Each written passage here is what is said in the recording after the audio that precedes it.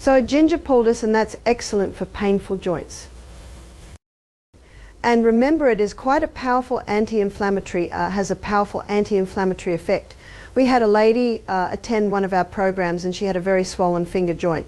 She said, "This finger has been hurting me for about a year." And she could not bend her finger, it was so painful. And she said, "I'm right-handed, it interferes with my ability to write, to prepare food, to sew." She said it's really difficult. But she said, "I'm in my late 60s now, I guess, you know, I'm getting arthritis." How many people think that they're getting into their late 50s, 60s? So these sorts of things are going to happen. But I can tell you now, we've seen people totally free from them. So we put a grated ginger poultice on her, and of course that was a little tiny one that we put on her finger. The next morning she came in and she said, "I have no pain in that finger." Hello and welcome back. I'm Barbara O'Neill, and today we are diving into natural remedies for inflammation and pain. These are common issues that can impact our daily lives and overall well-being. Did you know that chronic inflammation is linked to a variety of health conditions including arthritis, heart disease, and even Alzheimer's? In fact, studies show that nearly 50 million adults in the US are affected by some form of arthritis, often characterized by pain and swelling in the joints. In this video, we'll delve into the causes of inflammation and its effects on the body, as well as practical strategies you can adopt to reduce pain and swelling naturally. So stay tuned as we explore this important topic together. As a thank you for joining me today, we're giving away 100 free copies of my best-selling book to subscribers. So if you haven't yet, hit subscribe, like this video, and comment why you want to win. If they have pain in the joints, they can take high-dose turmeric. Turmeric is a powerful anti-inflammatory. Last June I went to Scotland, and I was pulling my heavy bags off because I was traveling for about 6 weeks, and I didn't realize that I tore my supraspinatus tendon. Now your supraspinatus tendon is about nearly 2 inches wide, and your supraspinatus tendon is what gets your arm up that far, and then your deltoid takes it over there. So to make a long story short, in about August I had a lot of pain and I could not lie on my arm, so I had an MRI, and my chiropractor rang me up and he said, "Are you ready for it?" He said, "You've got a full thickness tear of your supraspinatus tendon and a 1 centimeter retraction." He said, "Your bicep tendon is torn longitudinal and out of the groove. You have a supraspinatus." "No, that's infraspinatus and subscapularis tear here." He said, "You got it bad." So he said, "I suggest you go to an orthopedic surgeon." So I went to an orthopedic surgeon. I was impressed with this young man because he was about 40 and he was very fit, and he looked at my arm. Now, as soon as I found out I had the tears, I started to do comfrey root poultices. And comfrey has a growth stimulant in it, and it's growing all around my house. I planted it there, and it was winter, so I'd grate up the root and I'd put a poultice on it for 5 hours twice a day. And I was taking high-dose turmeric to get the inflammation down. I was taking 6,000 milligrams of turmeric a day. And I could get 8 out of 10 pain down to 2 out of 10 pain with the turmeric and the poultice. So I'd been doing that for 3 weeks before I saw the surgeon, and he wanted to know what I could do. I could lift it a little bit. He was shocked at what I could do considering what it said on the MRI. He said, "How serious is this?" He said, "Well, you've got a 1 centimeter retraction." He said, "That's a total tear." He said, "I have never seen that join." He said, "You will need surgery to stitch those two together." And he showed me on the computer that they can make a little slit, and just a little slit there, and they can do the whole thing. It's actually incredible surgery what they can do now. And I said, "Wow." I said, "When can you do it?" And he said, "Well, have you got private health care?" I said, "No." He said, "Well, you'll have to go on a list." I said, "Oh." I said, "Is this serious? Do I need to do it soon?" He said, "No, it's not that serious." He said, "What have you been doing?" And I told him, and he went, "I've heard about comfrey." And then he wrote down on my check, because I thought, well, I'll book in for the seizure, because it's quick and easy. I said, "What if I just hire you? How much do you cost?" He said, "Oh, I charge 2,000 for that." I thought, yeah, I'll pay 2,000 to have that fixed quickly. He said, "But then you'd have to hire an operating theatre, and then you'd have to hire nurses, and then you'd have to fire an anaesthetist, and that'll be about 10,000. I said, "Forget it." Anyway, when I left, he said, "Keep up the good work, young lady, cool." And I was puzzled when he said that, and when I opened the form to go on, the list to wait, he put 12 months. In other words, he doesn't think this is serious at all. So I just kept up my turmeric and I just kept up my comfrey poultices. And I have no pain, and I have full use of my arm. And I think I did that for about 3 months, but I don't do it anymore because I've got no pain. Turmeric is a spice that comes from the root of the curcuma longa plant. It's best known for its active ingredient curcumin, which has powerful anti-inflammatory properties. This makes turmeric effective for reducing pain and inflammation, especially in conditions like arthritis. Many people use turmeric by adding it to their meals or taking it as a supplement. To get the most benefit, a common recommendation is to take around 500 to 2,000 milligrams of curcumin each day. It's often suggested to pair turmeric with black pepper as it enhances the absorption of curcumin in the body. Comfrey is another remedy that's been around for a long time. Known for its healing properties, comfrey contains allantoin, which helps promote cell growth and tissue repair. People often make a poultice by grating the root, mixing it with a bit of water and applying it to sore or injured areas for several hours. Comfrey is particularly good for treating sprains, strains and minor fractures. However, it's important to use it externally only, as ingesting comfrey can be harmful to the liver. The humble potato. Now, the potato is very good at reducing tissue inflammation. So this would be something like a swollen infected finger. It would be something like a swollen ankle. And sometimes you might have a swollen knee and you'll think, well, do I do potato or do I do ginger? Well, do one for a few hours, take it off and do another one for a few hours. Your body will tell you what is best, because sometimes you don't know whether it's joint or tissue inflammation. And what you do is you just grate that potato. We've got a tiny little potato, but that's usually all you need. Because if you do too much, it becomes too wet. And there's nothing worse than leaking poultices. And the lady of the house will not be happy if there's potato juice on her sheets, because it's not easy to get out. In fact, our laundry lady has asked us, please don't do any more poultices at night in a health retreat, because the sheets were getting a bit stained, but you can certainly do them through the day. As long as you make sure you wrap them up really well, there shouldn't be a problem. So here is the potato poultice. And this would be a good size for a knee. So a sore knee, sprained ankle like that, and you put it, you make the poultice out of it. Now with the potato, it's very alkalizing, and when you've got inflamed tissue, it's very acid. And potato is high in potassium and phosphorus, and both of those are absorbed by the skin to help with the healing. So you can see again, I've got an area around my poultice so that when you put it on the skin, like I did with Amelia's poultice, the plastic well covers it. Potatoes help reduce inflammation because of their natural cooling properties and alkaline nature. Inflammation often happens when there's too much acidity in an area of the body, and potatoes can help balance that out. When applied to the skin, a potato can draw out the excess heat, which reduces swelling and eases discomfort. They're also packed with minerals like potassium and phosphorus, which can be absorbed through the skin to support healing. One of the best things about using a potato is how easy it is.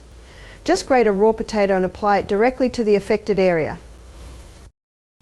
You can wrap it with a cloth or some plastic wrap to keep it in place and avoid any mess. Leave it on for a couple of hours and then remove it. If you need to, you can use a fresh poultice afterward. Potato poultices are versatile and can be used for different kinds of inflammation.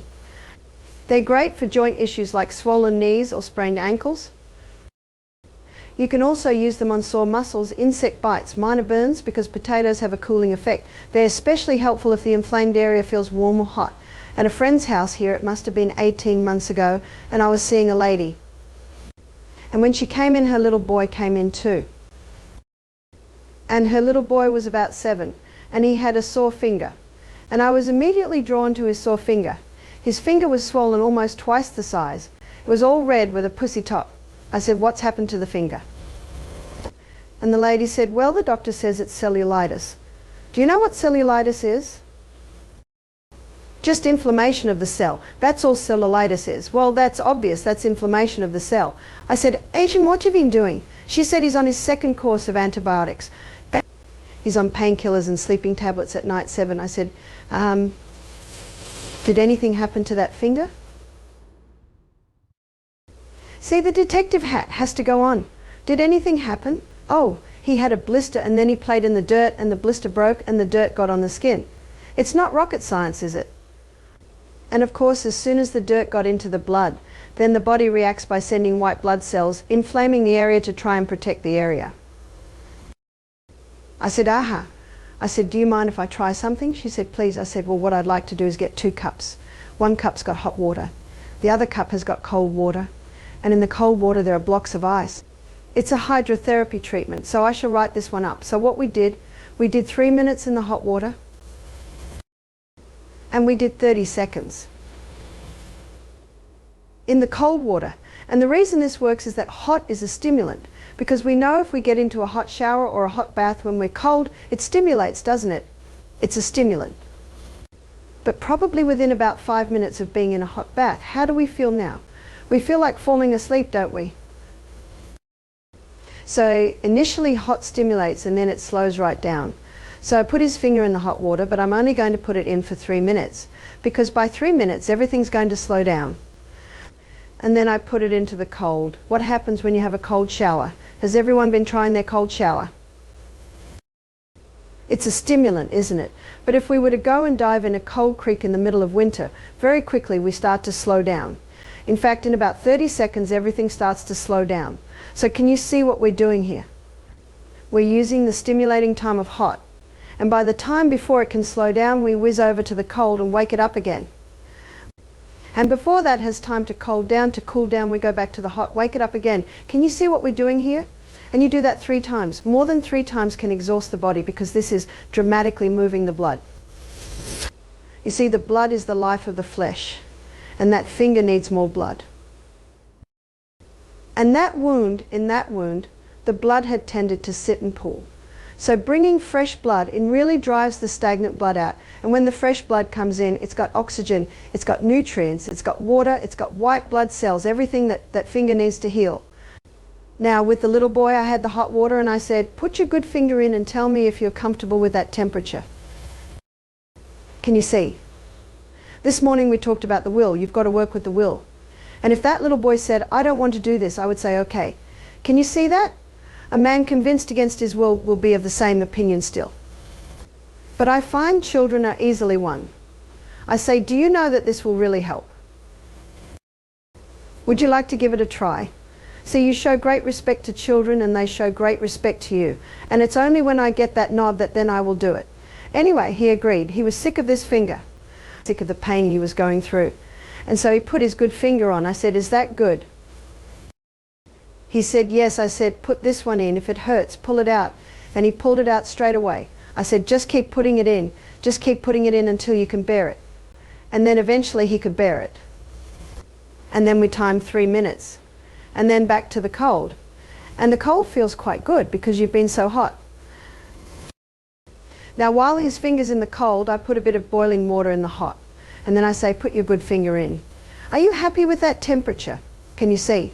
You've got to work with it well. He nodded. After 30 seconds, back in the hot.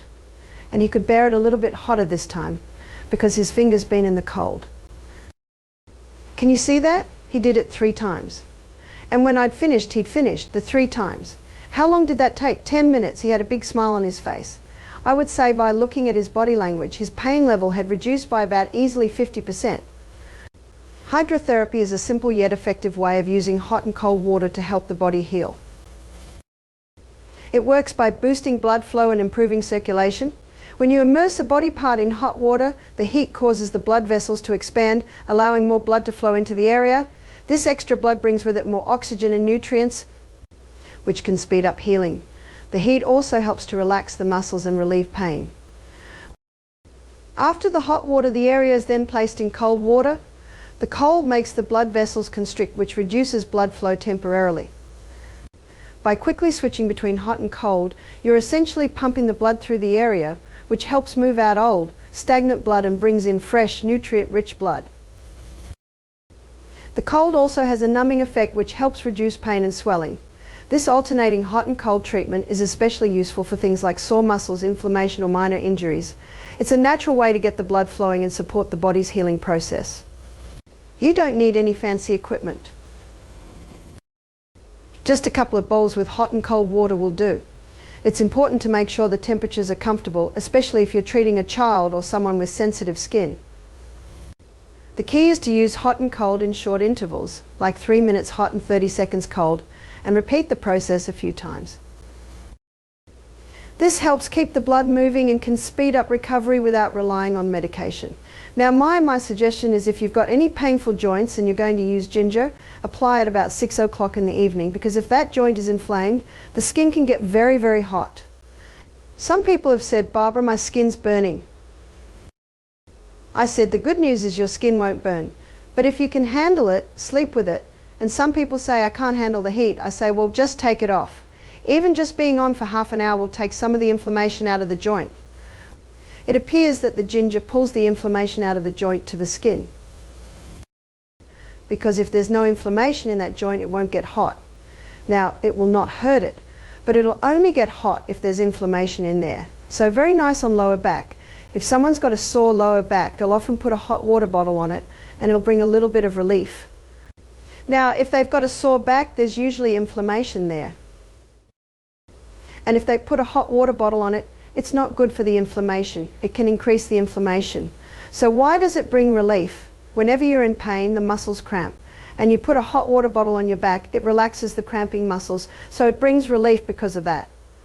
Now, putting a ginger poultice, if you put a ginger poultice on the lower back, you would make it about the size that I made the potato. So if you put a ginger poultice on your lower back, and what I say is put on your lower back and you can tape it on and off and your pants will hold it there. And you lie on your back with your knees in the air. You know, your knee up and your foot down so that the lower back goes flat. And it presses that against the lower back. Within half an hour you start to feel the heat. If you're planning to use a ginger poultice regularly, the most important thing is to stay consistent. Try applying it every evening and you might start seeing some real changes over time, like less pain and better movement in the joints. Ginger has these natural anti-inflammatory properties that target the source of inflammation, helping to pull it out through the skin. If you're dealing with issues in other areas like your knees or shoulders, you can do the same thing. Just make the poultice to fit the area, secure it properly and keep it on for at least half an hour. It's best if you can stay relaxed during that time so the ginger can do its job without interruption. Keep in mind everyone has different skin sensitivity, so it's really important to pay attention to how you feel. If the heat becomes too much, take the poultice off right away. Even a short application can help reduce inflammation. If you have sensitive skin, you could also put a thin cloth between the poultice and your skin. This can help prevent irritation while still giving you the benefits of ginger. Thank you for joining me today to explore inflammation, pain and swelling. I hope you found this information helpful and empowering as you take steps to improve your health. Remember, understanding your body is the first step toward better well-being. If you enjoyed this video, please like, share and subscribe for more valuable insights. Take care and I'll see you in the next video.